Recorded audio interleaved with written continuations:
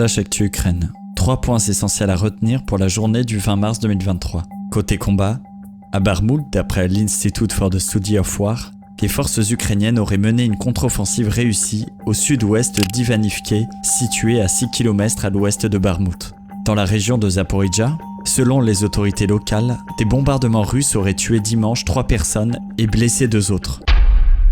Côté soutien militaire, l'Union européenne finalise cette semaine un plan de 2 milliards d'euros pour financer des achats communs de munitions d'artillerie pour l'Ukraine. J'espère que nous parviendrons à un accord aujourd'hui, au cours de la réunion conjointe des ministères des Affaires étrangères et de la Défense. Sinon, nous serons en difficulté pour poursuivre notre livraison d'armes à l'Ukraine, a déclaré le chef de la diplomatie européenne, Josep Borrell.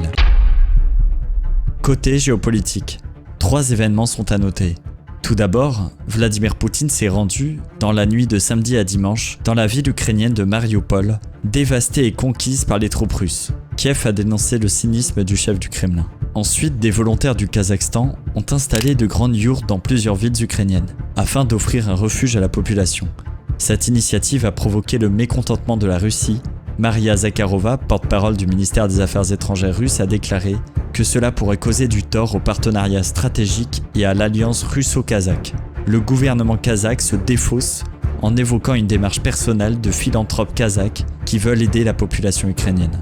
Enfin, arrivé ce jour du président chinois Xi Jinping à Moscou pour une visite d'État avec Vladimir Poutine, annonce la télévision publique CCTV.